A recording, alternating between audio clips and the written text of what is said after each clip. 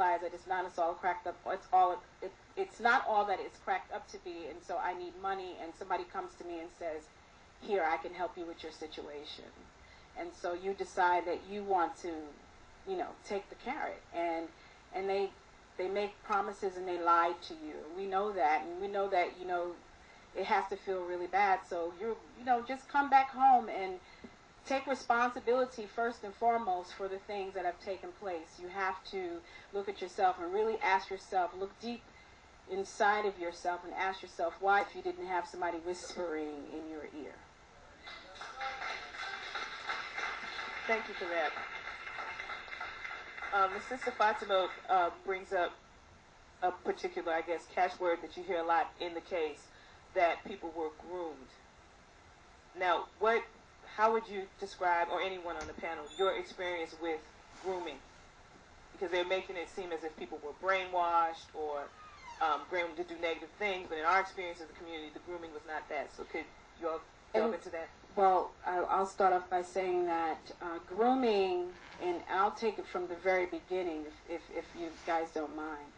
I mean, from the point of, you know, being a toddler, you know, I was with my uncle many times, and, you know, his whole thing was that, you know, there's a world out there where they are exploiting, and I'm only speaking from the perspective of a woman, or, you know, at that time, of course, a child.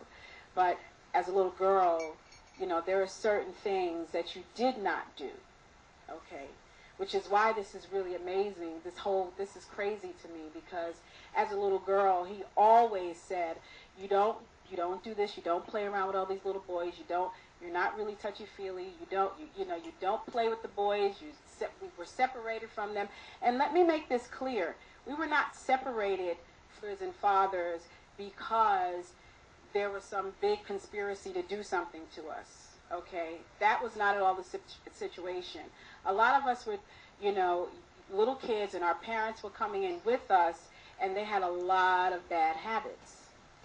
And they came in to cleanse, and so we were separated from them so that we would not pick up their bad habits, okay? We weren't separated because we, you know, my uncle had a plan for the children. I mean, that's just ludicrous. And you know what, I want to take it a step further to say that with that whole grooming thing, it really is something that is missing in today's society. We should be groomed. We should be groomed to love our families, respect ourselves. I mean, let's face it. Let's just turn on the television and tell about selling sex, exploiting black women, exploiting black women. They don't sell anything without exploiting us. They don't sell lipstick without a black woman. Okay? They don't sell a pair of shoes without a black woman. So it's about exploitation. That's what it was about. They wanted to exploit us, and what he taught us was not to be exploited. To know who you are, know your ancestry, know where you came from, know where you're going. Don't do this. You don't want to be that, because if you take that path, this is the outcome of that path. So we were separated from our parents who had actually things ever happened to me. If the best want to go on record as saying, just for the record, I wasn't there on May 8th. I wasn't there for years before May 8th. Why am I here now? Right knowledge. Because after all these years, that's why I'm saying you can come back. Because after all these years of being out there experiencing, trust me, I've been out there. I've worked in the music business. I've been at the highest mountain and the valley low. And you know what? It's the end of the day. If you don't have... And that's for us to know who we are. He groomed us to be wives and fathers, and I mean, in the proper perspective, okay? How to care for your children, how to care for your father who may come into your home if he's an elder, how to care for your husband, these are the things that we were taught. And it didn't have anything to do with anything disgusting. It had everything to do with purity. You know, you don't just go around doing sleep. You know, and I knew when I heard about things, I knew that most of the people that actually did this, I knew in the back of my mind, I said, you know, they just really wanted to be out there experiencing things. And they probably didn't realize it was going to get this big. They didn't know. Because I'm sure that most of them were groomed to be a certain way too. And it didn't have anything to, it didn't have anything to do with anything sexual. It had everything to do with how to carry yourself, how to be the best you could be. That was what grooming was for us. We weren't groomed, like ripened on a tree and then picked one day and here you go. It wasn't like that. You know, it wasn't. It just wasn't that way. So that was my experience, and I'd been around my uncle for years, and you know, just being around him and being with him, and being almost under him all the time. If he were going around doing things to people, trust me, I would have been first to go. I would have been first to go because I would follow the man around and literally bug him. So, you know, they say that when you're dealing with people that are pedophiles and things like that, they don't discriminate. If you know anything about that particular personality or profile of a pedophile, they don't discriminate. It doesn't matter if you're related or not related or whatever. They don't discriminate. If you're there, you get it. I was there, I didn't get it. There was nothing going on. There was nothing going on. This is all about somebody else's stuff.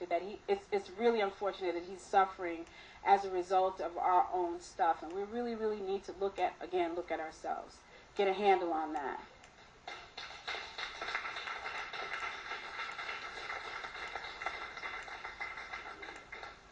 Okay, if let's say I'm at home and I'm one of the people that you're talking about, and maybe Sister Hager, if you could take this, that is hearing, come home, what do I do?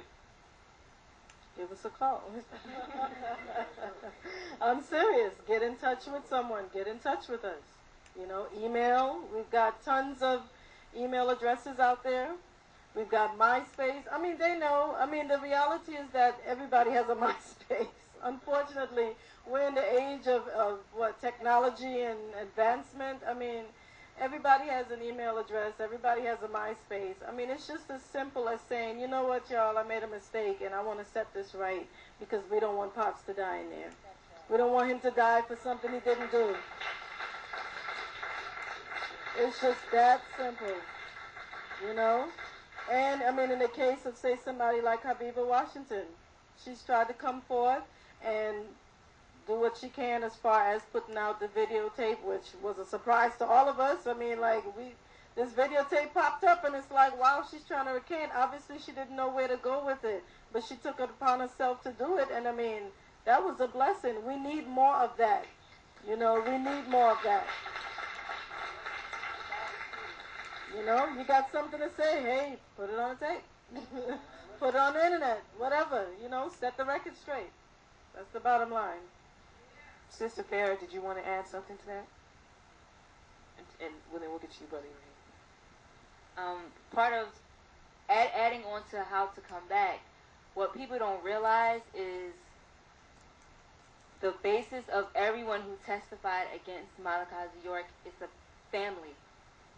They're all family. They brought other people in as a part of the indictment, but everyone who ended up testifying at court was all related.